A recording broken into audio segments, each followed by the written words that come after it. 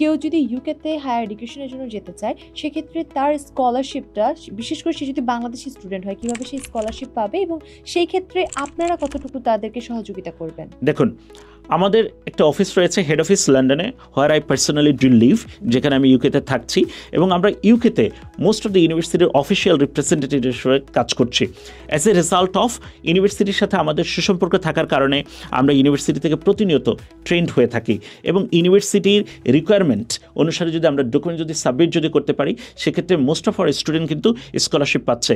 এবং মজার বিষয় রয়েছে, আপনার এশিয়ান সাবকন্টিনেন্ট যদি আমরা ইন্ডিয়া কিংবা নেপাল কিংবা ফিলিপিন কিংবা শ্রীলঙ্কার সাথে যদি আমরা চিন্তা ভাবনা করে থাকি, তুলনামূলকভাবে বিশ্লেষণ যদি করে থাকি, বাংলাদেশের স্টুডেন্টরা কিন্তু অনেক বেশি মেধাবী এবং তাদের গুড একাডেমিক রেকর্ডস এবং এক্সট্রা কারিকুলাম অ্যাক্টিভিটিস থাকার কারণে তারা কিন্তু চমৎকার কিছু স্কলারশিপ কিন্তু পাচ্ছে। এবং আমাদের একটা হিস্ট্রি রয়েছে, মোস্ট অফ আওয়ার স্টুডেন্ট যারা ইউকেতে গিয়েছে কেউ না কেউ কিছু না কিছু স্কলারশিপ পেয়েছে। কেউ হয়তো বা 3,000 পাউন্ড স্কলারশিপ পেয়েছে, কেউ হয়তো 4,000 পাউন্ড পেয়েছে, কেউ হয়তো বা 5,000 পাউন্ড পেয়েছে।